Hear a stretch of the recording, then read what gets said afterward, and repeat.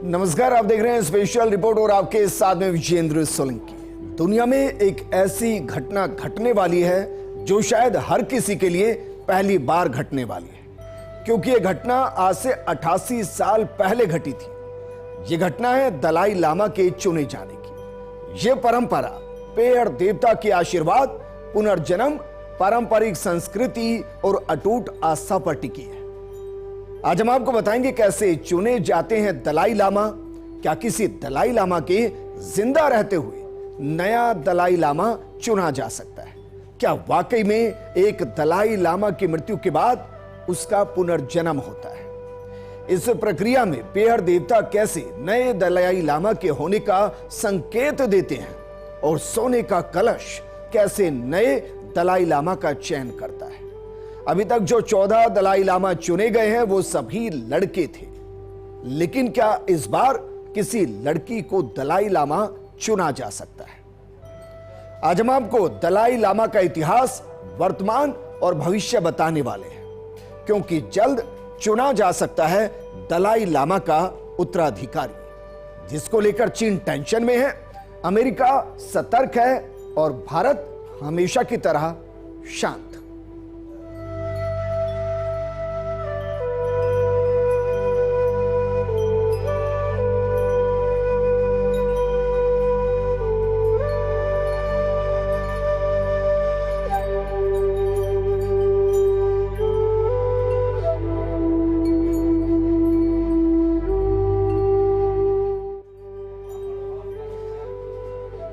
शुरुआत करते हैं आज जिन्हें हम दलाई लामा कहते हैं उनके साथ, जिनकी उम्र 90 साल हो चली है। लेकिन क्या आप जानते हैं दलाई लामा का असली नाम क्या है और वो कब दलाई लामा बने? प्रोग्राम को इसी सही जानकारी के साथ शुरू करते हैं और जरा आज जो दलाई लामा हमारे बीच हैं उनके बारे में जानकारी आपको देते हैं। जरा देखिए, जो दलाई लामा, इस चेहरे को मुझे नहीं लगता कि दुनिया का कोई भी शख्स होगा जो नहीं जानता होगा। यकीनन इस शांति दूत को हर कोई जानता है, इस नोबेल पुरस्कार को हर कोई जानता है, लेकिन इनके नाम को क्या आप जानते हैं? इनका नाम है तेंजिन ग्यात्सो। तेंजिन ग्यात्सो इनका नाम है, जिन्हें आज हम दलाई लामा कहते हैं और जो 14वें दलाई लामा है। इनका जन्म 6 जुलाई 1935 को हुआ। स्थान था आमदो तिब्बत। तिब्बत के उस इलाके में जो चीन से लगा हुआ इलाका है और जिसे चीन अपना कहता है। उनको मान्यता कब मिली? बतौर दलाई लामा महज 2 वर्ष की आयु में, महज 2 वर्ष की आयु में। लेकिन ये कैसे हुआ? कैसे उनको चुना गया? क्या वाकई में वो 13वें दलाई लामा के पुनर्जन्म से आगे की कहानी है?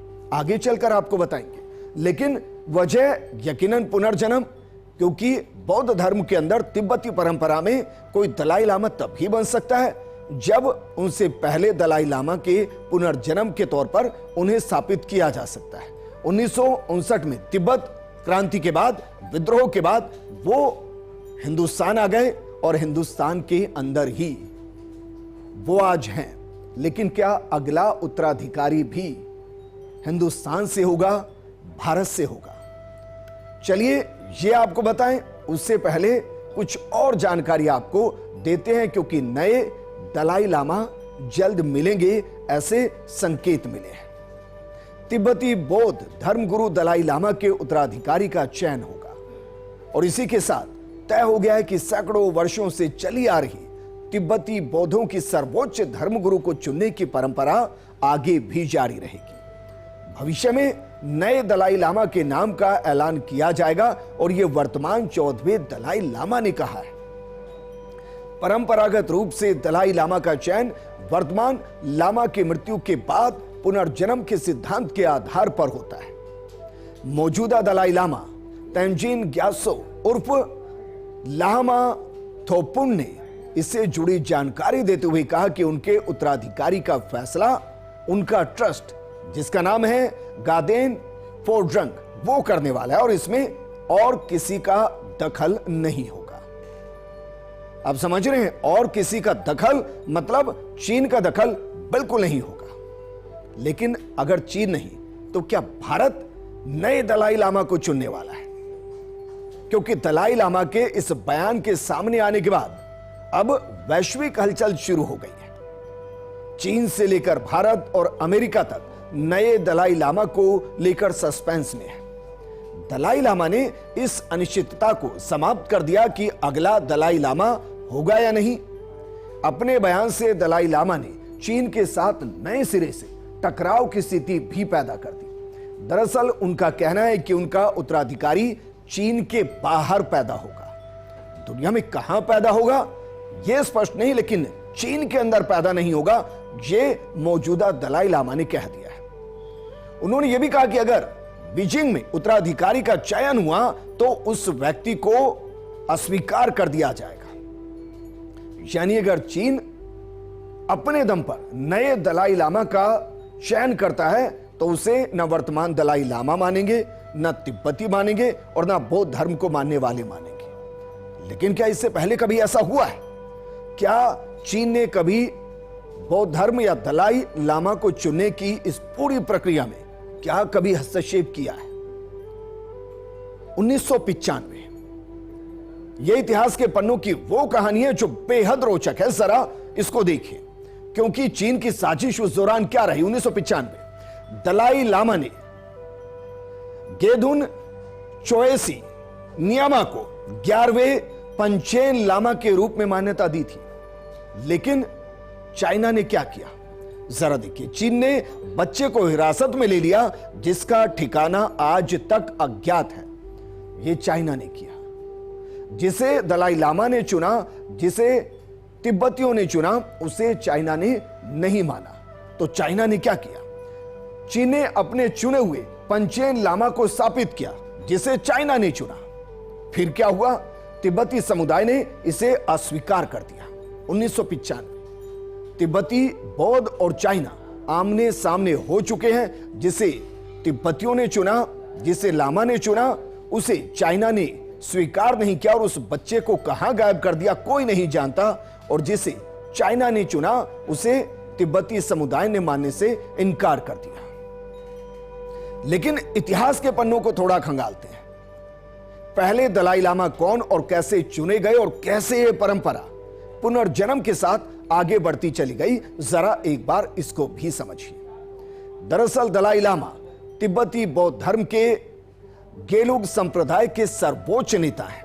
करुणा के, बौद्धिस्व, अवलोकितेश्वर के अवतार उन्हें माना जाता है। और यह उपाधि पहली बार 1578 में मंगोल शासक अल्तान खान की तरफ से सोनम ग्यासो को दी गई थी। वो तीसरे दलाई लामा के तौर पर जाने गए। इस लिहाज से तिब्बती बौद्धों के पिछले दो धर्मगुरु गेंदुन दब्र को पहले दलाई लामा और गेंदुन ग्यासो को दूसरे दलाई लामा के तौर पर स्वीकार किया जाता है। तिब्बती बौद्धों के बीच दलाई लामा सर्वोच्च आध्यात्मिक शक्ति माने जाते हैं। उन्हें तिब्बती पहचान का परिचायक भी माना जाता है। तिब्बती बौद्धों का मानना है कि हर दलाई लामा में अपने पूर्ववर्ती की आत्मा होती है। वो प्रबुद्धों पूर्वजों की पुनर्जन्म से ही पैदा होते हैं। 17वीं शताब्दी में 5वें दलाई लामा ने गदेन फोड्रांग सरकार के माध्यम से तिब्बत में आध्यात्मिक और राजनीतिक सत्ता स्थापित की। तिब्बत में दलाई लामा की यह सत्ता 1951 तक जारी भी रही। हालांकि बाद में चीन ने तिब्बत पर कब्जा कर दिया और 14वें दलाई लामा को भारत आना पड़ा। तो फिर जरा सोचिए कि कोई दलाई लामा कैसे हो सकता है, और अगर कोई दलाई लामा है तो तिब्बत उस दलाई लामा के अंदर क्या क्या खोजता है। यह बहुत इंटरेस्टिंग है, जरा इसको देखिए और समझिए। अगर कोई दलाई लामा कहलाता है, इसका मतलब बौद्ध धर्म के वो सर्वोच्च नेता माने जाएंगे, इस पर कोई विवाद नहीं होगा। इसके अलावा उनको अवलोकितेश्वर का अवतार कहा जाएगा। इसके अलावा वो सर्वोच्च आध्यात्मिक शक्ति के तौर पर स्थापित होंगे।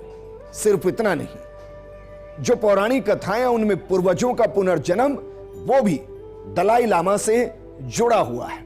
और इसके अलावा गुंड्रुन ड्रब के वंशज के तौर पर उनको पहचाना जाएगा। गुंडून ड्रबडब से ही ये वंश आगे बढ़ा, लेकिन कमाल की बात यह है कि वंश का मतलब होता है वंशावली। यहां वंशावली का मतलब एक परिवार से नहीं है, यहां वंशावली का मतलब पूर्व जन्म से है।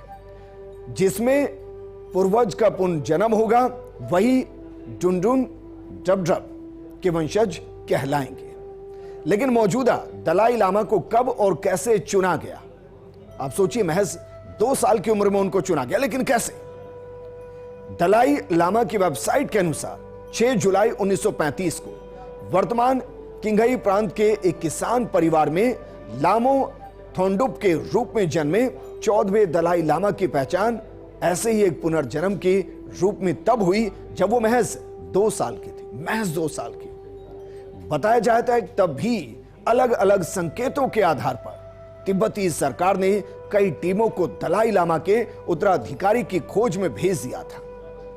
करीब 4 साल की खोज के बाद जब उन्हीं में से एक दल को लामो थोंडुप के दलाई लामा के उत्तराधिकारी होने के संकेत मिले तो उनकी परीक्षा ली गई। उनके सामने 13वें दलाई लामा की चीजें रखी गई तो उन्होंने कहा कि ये मेरी है, ये मेरी है। इसके बाद 1940 में लामो थोंडुप को ल्हासा के पोटाला पैलेस ले जाया गया। तिब्बत के लोगों के धर्मगुरु के तौर पर मान्यता दी गई और आप जानते हैं यह भी सब कुछ 4 साल की उम्र में दलाई लामा आते उससे पहले ही हो गया। लेकिन क्या अब भी ऐसा ही होगा? क्या दलाई लामा की मृत्यु के बाद एक नए दलाई लामा की खोज शुरू होगी?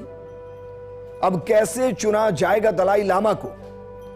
या उनके जीते जी उनके उत्तराधिकारी को चुना जा सकता है?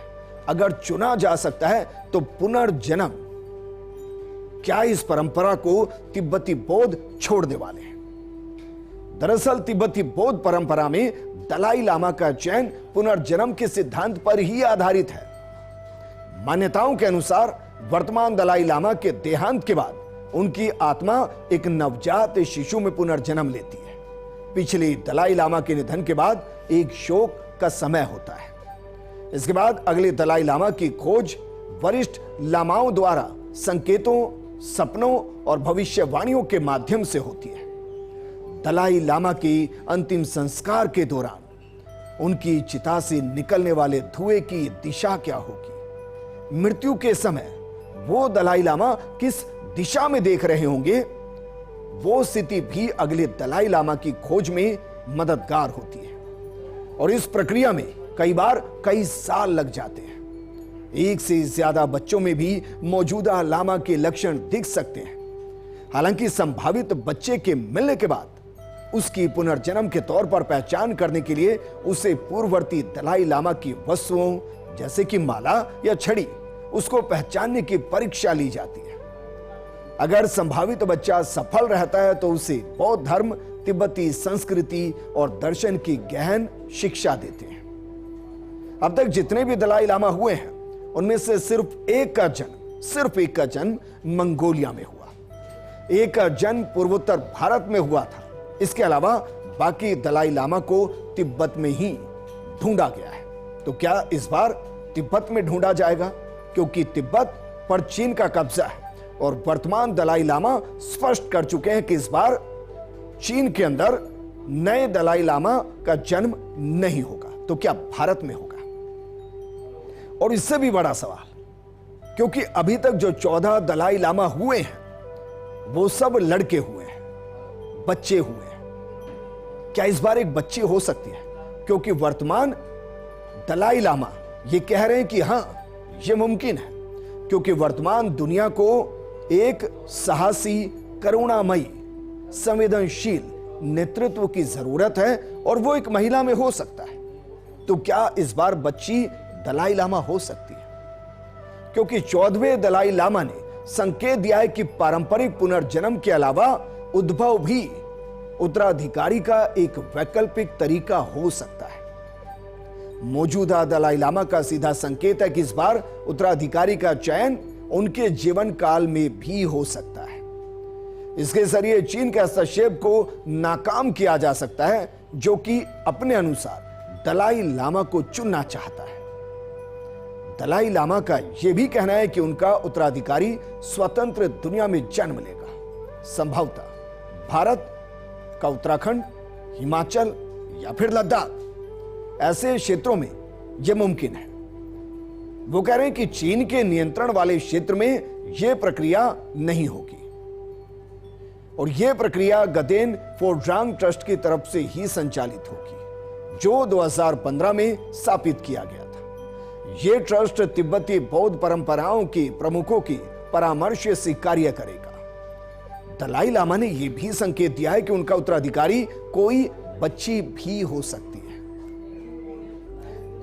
लेकिन दलाई लामा पर चीन की चाल क्या शुरू हो चुकी है, क्योंकि नए दलाई लामा पर न सिर्फ चाइना नजर गड़ाए हुए है, बल्कि भारत उनके साथ है और अमेरिका सतर्क है, क्योंकि चीन का कहना है कि जो दलाई लामा के पुनर्जन्म को मान्यता देने का अधिकार वो दरअसल चाइना के पास है। उनका कहना है कि दलाई लामा के चयन में घरेलू प्रक्रियाओं का पालन जरूरी है।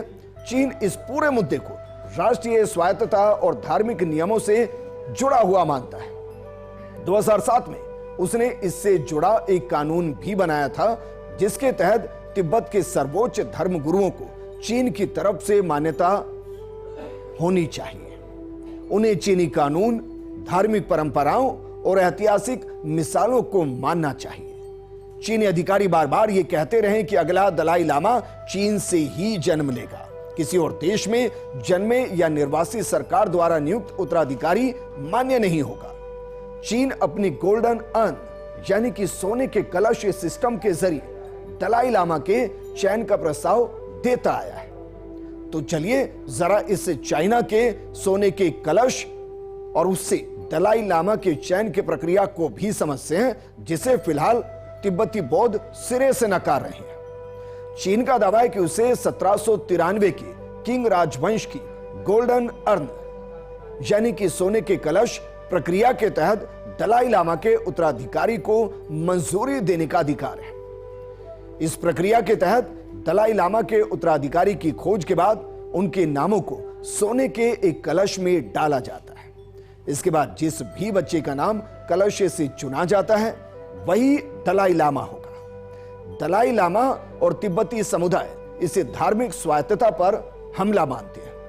14वें दलाई लामा ने अपनी किताब में तिब्बतियों को साफ निर्देश दिए हैं कि वो राजनीतिक हितों के लिए चयनित दलाई लामा को स्वीकार ना करे। अगर उसे चीन ने चयनित किया हो तो भी उसे स्वीकार नहीं किया जाना चाहिए। तो फिर कैसे नए दलाई लामा को खोजा जाएगा? इसके लिए तिब्बती बौद्ध के अंदर ही एक रहस्यमयी पद है। जितना रहस्यमयी दलाई लामा के पुनर्जन्म की कहानी है, उतना ही रहस्यमयी नेचुंग ओरेकल की कहानी है। दरअसल नेचुंग ओरेकल ये कौन है, जरा एक बार ये समझते हैं। ये है दरअसल नेचुंग ओरेकल। ये नेचुंग ओरेकल कौन है? दरअसल दलाई लामा का दिव्य सलाहकार है। इनके पास जो काम, उसमें एक दलाई लामा के ये दिव्य सलाहकार है, दूसरा पेड़ देवता की दिव्य आत्मा इनके अंदर आती है, तीसरा बौद्ध धर्म के ये भविष्य वक्ता है। और ये पद उतना ही महत्वपूर्ण है जितना दलाई लामा का पद है, लेकिन एक रहस्यमय पद है, इसके बारे में बहुत कम लोग जानते हैं। तो चलिए आज हम आपको इस रहस्यमयी भविष्यवक्ता नेचुंग ओरेकल के बारे में बताते हैं। दरअसल नेचुंग ओरेकल तिब्बत की धार्मिक और रहस्यमयी परंपरा का एक अटूट हिस्सा है, जो बहुत कम लोगों को असल में ठीक से पता है। उनको तिब्बती बौद्ध धर्म का आधिकारिक राज के भविष्यवक्ता भी कहते हैं। उनको दलाई लामा का दिव्य सलाहकार भी कहा जाता है।